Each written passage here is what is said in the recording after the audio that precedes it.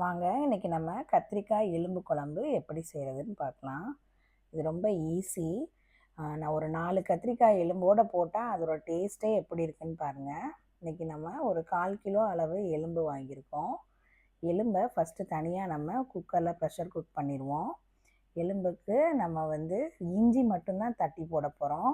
இதில் எதுவுமே நம்ம இஞ்சி பூண்டு பேஸ்ட் போடலை, இஞ்சியை தட்டி போட போகிறோம். இஞ்சி போட்டிருக்கேன், கொஞ்சம் மஞ்சத்தூள் போட்டிருக்கேன். கறி கழுவும் போதே லைட்டாக மஞ்சள் பொடி போட்டு தான் நம்ம கழுவுவோம். இப்போ நம்ம எலும்பு மட்டும் தனியாக வேக வைக்க போகிறோம். அதில் எலும்பு, மஞ்சத்தூள், அப்புறம் இஞ்சி தட்டி போட்டுக்கோங்க. இந்த எலும்புக்கு தேவையான கொஞ்சமாக உப்பு, மொத்தமாக குழம்புக்கு தேவையான உப்பு ஃபைனலாக நம்ம குழம்பு வைக்கும் போது சேர்த்துக்கலாம். இது எலும்பு வேகிறதுக்கு, ஏன்னா ஃபுல் உப்பு போட்டிங்கன்னா எலும்பு வேகாது. அதே நேரத்தில் உப்பே இல்லாமல் நம்ம எலும்பு தனியாக வேக வச்சோன்னா அது பெருசாக நமக்கு இதாக இருக்காது, டேஸ்ட் கம்மியாக இருக்கும். அதனால் இந்த மாதிரி போடுறோம்.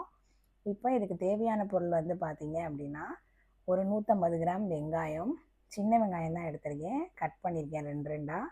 ஒரு 4 வெள்ளைப்பூடு, அதையும் கட் பண்ணி வச்சுருக்கோம். 3 பச்சை மிளகாய் இந்த மாதிரி கீறி வச்சுக்கோங்க.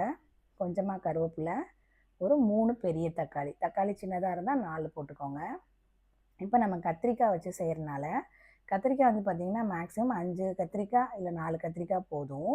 ஏன்னா ரொம்ப கத்திரிக்காயும் போட்டோன்னா அது கத்திரிக்காய் வாடை வந்துடும். இதில் நம்ம எலும்பு குழம்பு அளவு வாடை தான் வரணும். கத்திரிக்காய் கீரி வச்சுருக்கேன். கொஞ்சமாக புளி வச்சுருக்கேன். புளி ஊறினால உங்களுக்கு அதிகமாக தெரியுது. சின்ன நெல்லிக்காய் அளவு புளி இருந்தால் போதும்.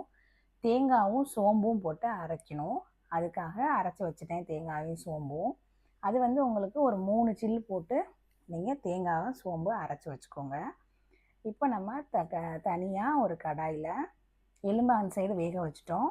இப்போ ஒரு நல்லா வதக்கணும். இந்த குழம்புக்கு நம்ம எவ்வளோ தூரம் வதக்குறோமோ அதுதான் அந்த குழம்போட வாசனையே. நம்ம இதில் பட்டை கிராம்பெலாம் போடலை, வெறும் சோம்பு மட்டும்தான் தாளிக்கிறோம். கடலெண்ணெய் ஊற்றிருக்கேன், சோம்பு தாளிச்சிருக்கோம். சோம்பு தாளித்தோன்னே நம்ம வெங்காயம், வெள்ளைப்பூடு, பச்சை மிளகாய் எல்லாமே நம்ம சேர்த்துருவோம். இதில் எல்லாமே நம்ம கீரி தான் போட்டிருக்கோம். வெங்காயம் சின்ன வெங்காயமாக 2 2 நறுக்கி போட்டிருக்கேன். வெங்காயம் உருவம் தெரியணும் அதுக்காக. அப்புறம் 3 பச்சை மிளகாய், அதை நம்ம கீரி போட்டிருக்கோம். 4 வெள்ளைப்பூடு, அதுவும் நம்ம 2 2 நறுக்கி போட்டிருக்கோம். இது நல்லா வதங்கணும். அந்த சைடு நம்ம ஃபஸ்ட்டு எப்பயுமே குழம்பு ஆரம்பிக்கும் போது எலும்பை வேக போட்டுருங்க. எலும்பு வெந்துட்டாலே பாதி வேலை முடிஞ்சிருச்சு. எலும்பு ஒரு ஒரு ஊரில் ஒரு ஒரு மாதிரி கறியோட தன்மை இருக்கும். நமக்கு இங்கே நம்ம எப்பயுமே ஃப்ரெஷ்ஷான இதுதான் வாங்குகிறோம். ஸோ அதனால் நம்ம 4 விசில்ன்றதே அதிகம் தான். 3 விசிலுக்கே எங்களுக்கு வெந்துடும். ஸோ நான் அது எலும்பை தனியாக வெந்துருச்சு, அதை நான் தனியாக வச்சுருக்கேன். அதை ஓப்பன் பண்ணும்போது காமிக்கிறேன். விசிலில் போகிற வரைக்கும், ப்ரெஷர் கம்ப்ளீட்டாக போகிற வரைக்கும் நம்ம அதுக்குள்ளே இந்த சைடில் நம்ம இதை வதக்கிடலாம். நான் இன்றைக்கி அதாவது இதுக்கு முன்னாடி என்ன காய் போடுறோமோ அதுக்கேற்ற மாதிரி குழம்பும் நல்லா டேஸ்ட்டாக இருக்கும். இதுக்கு முன்னாடி நம்ம முருங்கைக்காய் போட்டு எலும்பு குழம்பு பார்த்தோம். இன்றைக்கி நம்ம கத்திரிக்காய் போட்டு பார்க்க போகிறோம். ஃப்யூச்சரில் நாங்கள் இதில் முள்ளங்கி போடுவோம். இந்த 3 காய் போடுவோம். எல்லாமே ஒரு அளவாக போட்டுக்கணும். ஏன்னா ரொம்ப அதிகமாக போட்டோன்னா அது மட்டன் குழம்பு மாதிரி இருக்காது. அதனால் ஒரு 4 கத்திரிக்காய் அந்த மாதிரி தான் போடணும். வெண்டைக்காய் கூட போட்டு வைக்கலாம், அதெல்லாம் உங்களுக்கு காமிக்கிறேன் எப்படின்னு. பாருங்கள், குக்கர் ஓப்பன் பண்ணிட்டேன். எலும்பு நல்லா வெந்துருச்சு. தண்ணி பாருங்கள். இப்போ நம்ம குழம்புக்கு நம்ம இன்னும் இது வதங்கலை. நான் குக்கரை அந்த சைடில் சின்ன அடுப்பில் ஆன் பண்ணிட்டேன்.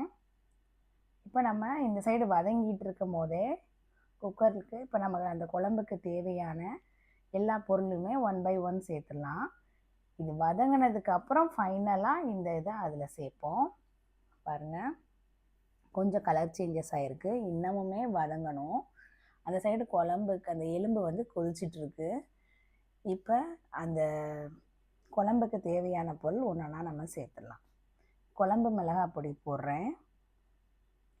எந்த பிராண்ட்னாலும் நீங்கள் போட்டுக்கோங்க. நான் நாங்கள் வீட்டிலையே தான் அரைக்கிற குழம்பு மிளகாய் பொடி சேர்ப்போம்.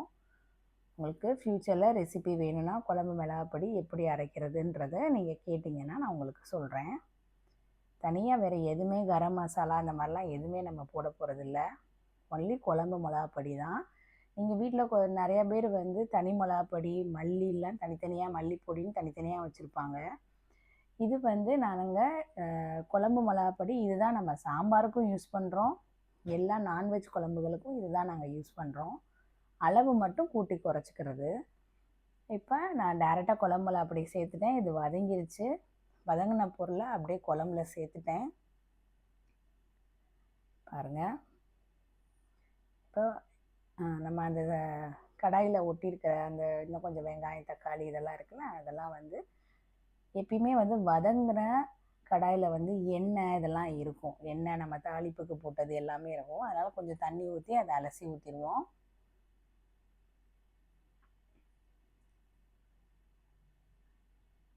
ஊற்றியாச்சு. இப்போ நம்ம புளி கரைச்சல் வச்சுருக்கோம்ல, அதை கரைச்சி ஒரு தடவை புளி கரைச்சா போதும்.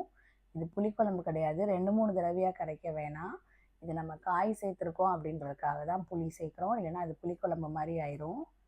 அளவாக கொஞ்சமாக தான் புளி சேர்க்கணும். இப்போ நான் இதில் கத்திரிக்காயை சேர்க்குறேன். கத்திரிக்காய் வந்து நம்ம கீரி போடுறோம். அது கத்திரிக்காய் நல்லா இருக்குதான்னு பார்க்குறதுக்காக உள்ள கீரல் தான்.